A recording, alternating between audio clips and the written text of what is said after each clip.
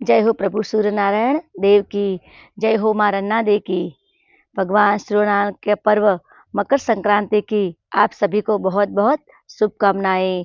मकर संक्रांति के पर्व को हम उत्तरायण के रूप में मनाते हैं। भगवान सूर्य नारायण का अपनी राशि धनु राशि से शनि की मकर राशि में प्रवेश को मकर संक्रांति कहते हैं।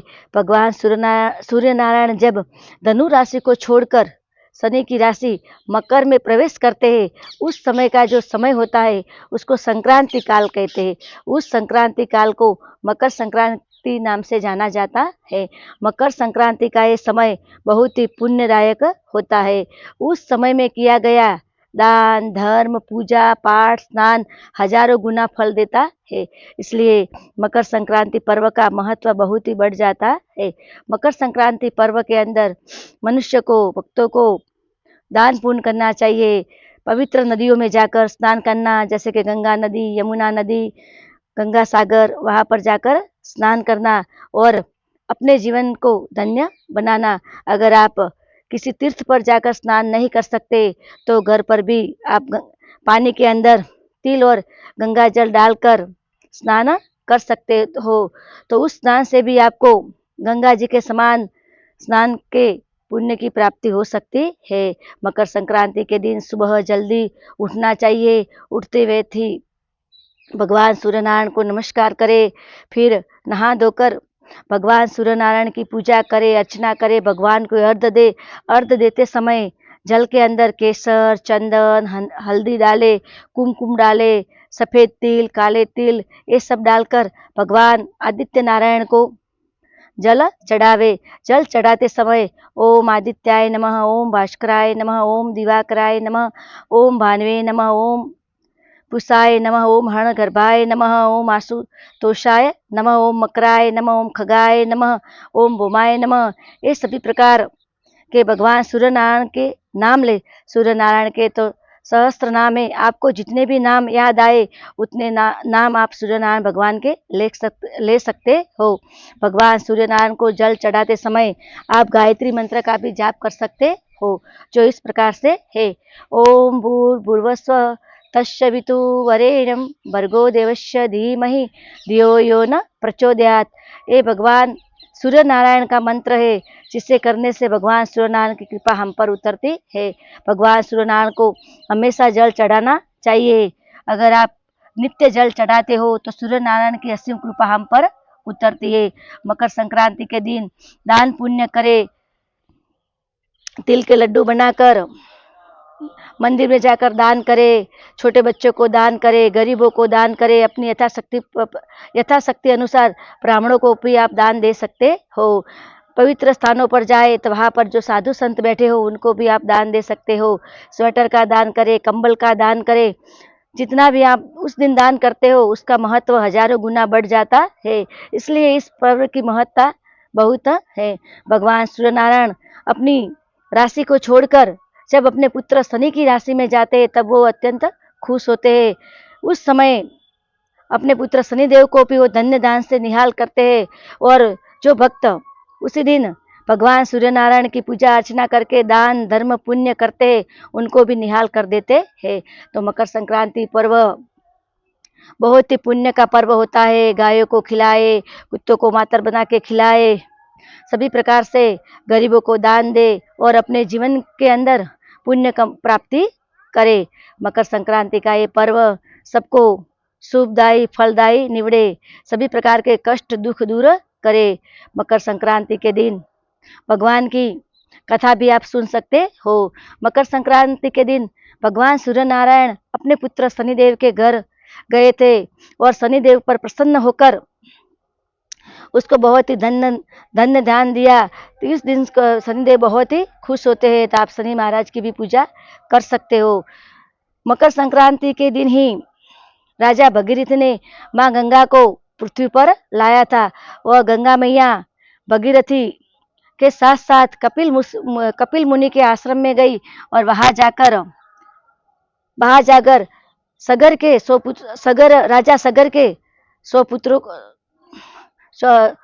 सगर के पुत्रों को वहां जाकर राजा सगर के 64,000 पुत्रों को तारा था और उनको मोक्ष की प्राप्ति दी थी। इसलिए कहते हैं कि इसी दिन गंगा जी में स्नान करने से हमें मोक्ष की प्राप्ति होती है। और उत्तरायण ये दिन भगवान सूर्यनारायण दक्षिणायन से उत्तरायण की तरफ प्रयाण करते हैं। उस दिन से रात छोटी और दिन बड़ा होने लगता है। कहते हैं कि उत्तरायण के दिन या उसके बाद जिनकी मृत्यु होती है वो स्वर्ग को प्राप्त होते हैं, उनका मोक्ष हो जाता है। दक्षिणायन के समय जिनकी मृत्यु होती है उनको फिर पुनर्जन्म की प्राप्ति होती है। उत्तरायण के बाद के समय मृत्यु के लिए भी लाभदायी और शुभदायी होता है। भीष्म पितामह ने महाभारत के समय के अंदर वो घायल हो गए थे, तीर के ऊपर सोए रहे, 100 दिन तक उन्होंने मृत्यु का इंतजार किया। जब दक्षिणायन समाप्त हो गया और उत्तरायण आया तब भीष्म पितामह ने अपनी इच्छा मृत्यु के वरदान से मृत्यु को पास बुलाया, क्योंकि वो चाहते थे कि मुझे दोबारा जन्म न लेना पड़े। उत्तरायण के बाद जिनकी भी मृत्यु होती है उनका मोक्ष निश्चित होता है, क्योंकि उत्तरायण का समय देवी देवताओं का समय होता है। उत्तरायण के बाद में सभी देवी देवता जागृत हो जाते हैं और सभी मांगलिक कार्य शुरू हो जाते हैं, जैसे कि ब्याह, गृह प्रवेश, सभी प्रकार के जितने भी मांगलिक कार्य होते हैं वो शुभ शुरुआत हो जाती है। उत्तरायण का पर्व दान धर्म और पुण्य का पर्व है, हर्षोल्लास का पर्व है, पतंग उड़ाने का पर्व है। पतंग हमारे जीवन में प्रगति और की राह खोलती है कि किस तरह मनुष्य को ऊपर उठना चाहिए। हमारे जीवन की डोरी प्रभु के हाथ में है और हम पतंग के समान है। प्रभु इस जीवन की डोरी को पकड़ के रखे। हम जितना भगवान के हाथ में हमारी डोरी रहेगी उतने समय ही हमारा जीवन रहेगा। ये पतंग हमें सिखाती है कितना भी ऊपर उड़ो पर अपनी डोरी से बंधे रहो। हम भी जीवन में कितना भी ऊपर उठे पर हमारे संस्कृति और हमारे संस्कारों से जुड़े रहे। पतंग महोत्सव का गुजरात और राजस्थान में बहुत ही महत्व है। गुजरात में तो वाइब्रेंट काइट महोत्सव मनाया जाता है, जहाँ पर बड़े बड़े मैदानों के अंदर बहुत सारी मात्रा में लोग इकट्ठे होते हैं और पतंग महोत्सव मनाते हैं। इस दिन तिल के लड्डू, सिंगबट्टी, बोर और ऊंधियू खाने की परंपरा है। ये सब करने से हमारे सांस्कृतिक परंपराएं जागृत होती है। हम अपने धर्म से जुड़े रहते हैं और अपनी परंपराओं के साथ जुड़े रहते हैं। हमें सभी पर्व हर्षोल्लास के साथ मनाने चाहिए। आप सभी को एक बार फिर मकर संक्रांति पर्व की बहुत बहुत शुभकामनाएं। मकर संक्रांति पर्व के दिन आप जब भगवान सूर्यनारायण की पूजा करें तो उनके साथ साथ उनकी व्रत कथा भी सुननी चाहिए। मकर संक्रांति के दिन से ही कोई मकर संक्रांति के दिन से ही हम भगवान सूर्यनारायण के नाम से मकर संक्रांति का व्रत भी ले सकते हैं। उत्तरायण का व्रत भी ले सकते हैं जो 1 साल का होता है। नित्य ये व्रत करने से हमारे जीवन में नित्य सुबह उठने का नियम बनता है, नित्य दान पुण्य करने का नियम बनता है। जो भी हमसे बन पड़े, चाहे 1 मुट्ठी अनाज ही हम कबूतरों को क्यों न डाले, 1 रोटी ही गाय को क्यों न खिलाए, 1 रोटी ही कुत्ते को क्यों न खिलाए, पर हमारे जीवन में एक नियम बनता है। यह व्रत ऐसा है कि एक मकर संक्रांति से लगाकर दूसरी मकर संक्रांति तक हम कर सकते हैं, उसके बाद ही उसका उद्यापन होता है। इसकी कथा इस प्रकार से है। एक नगर में बरबरुक नाम का एक राजा रहता था। उसका राज्य बड़ा ही सुखी और संपन्न था। उस राज्य में एक ब्राह्मणी रहती थी। वह बहुत ही धार्मिक प्रवृत्ति की थी। हमेशा भगवान की पूजा पाठ करना, नित्य मंदिर जाना, दान धर्म करना, उसने सभी प्रकार के व्रत किए। उसके जीवन में सभी प्रकार से सुख शांति थी। पुत्र परिवार, पुत्र वधू सब कुछ उनके घर में था। धन्य धान की कोई कमी थी नहीं। पुत्र थे, पौत्र थे, सभी प्रकार से वो सुखी संपन्न थी। अपना जीवन पूरे आनंदमय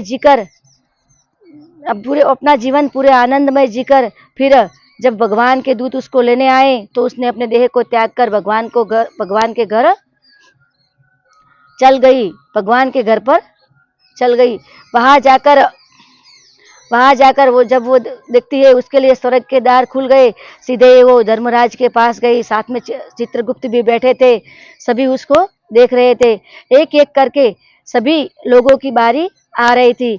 जब उस ब्राह्मणी की बारी आई और भगवान धर्मराज ने चित्रगुप्त से कहा कि हे चित्रगुप्त, इस देवी की तुम लेखा जोखा देखो, इसके तुम्हारे धर्म के पुस्तक में देखो कि इसने अपना जीवन कैसा जिया है।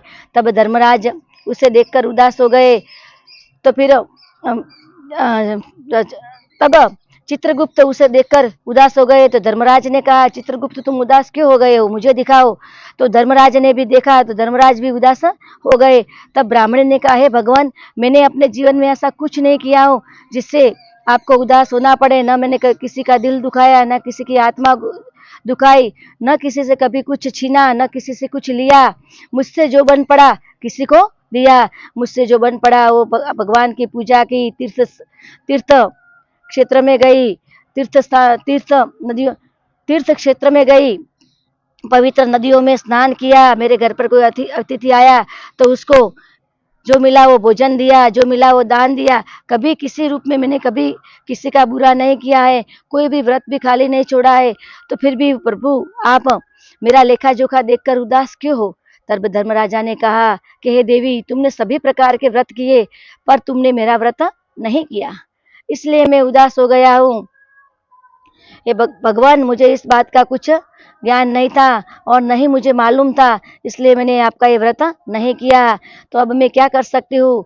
तब भगवान ने कहा कि तुम धरती पर जाओ, 1 साल तक धरती पर रहना और वहां जाकर मेरे नाम से व्रत करना। उत्तरायण से उत्तरायण तक मेरा ये व्रत आता है। 12 महीने तक तुम मेरा ये व्रत रखना, पूरी निष्ठा श्रद्धा भक्ति से व्रत करना। फिर उसका उजामन करना, उसमें सवा सेर अनाज का दान करना, एक छाप देना, जो बन पड़े ब्राह्मण ब्राह्मणी को कपड़े देना, छाता देना, फानस देना। उस प्रकार से तुम्हें जितना भी मिले उतना दान पुण्य करना। तुलसी जी की पूजा करना। ये सब प्रकार से तुम मेरा व्रत करोगी और मेरे नाम से तुम दान पुण्य अर्पण करोगी तो मैं तुम पर प्रसन्न होगा। भगवान धर्मराज की यह बात सुनकर ब्राह्मणी वापस पृथ्वी पर आई और वहां पर आकर उसने 1 साल तक मकर संक्रांति का व्रत किया। मकर संक्रांति के व्रत के समय सुबह उठकर भगवान सूर्यनारायण की पूजा करना, कथा सुनना, नित्य व्रत लिया। चिड़ियों को एक मुट्ठी दाना देना, गाय को एक रोटी खिलाना, कुत्तों को एक रोटी खिलाना। ऐसा ही उसने लगातार 1 साल तक किया। बीच में एक दिन भी उसने खाली छोड़ा नहीं। और फिर दूसरी मकर संक्रांति आई तब उसने उसका उद्यापन किया। जो भी भगवान ने कहा था उसी प्रकार उसको जो भी मिला उसी प्रकार उसने दान पुण्य किया। भगवान ने फिर उसका समय पूरा होते ही वापस वो चली आई। भगवान ने कहा कि देवी, तुम वापस मेरा व्रत करके आई हो, अब मैं तुमसे बहुत ही प्रसन्न हूँ। तुम्हारे सभी प्रकार के दोष मिट गए और तुम जब तक चाहो अनंत काल तक स्वर्ग में रह सकती हो। भगवान सूर्य नारायण की ये कथा, मकर संक्रांति की ये कथा सबको सुननी चाहिए, सबको ये व्रत भी करना चाहिए।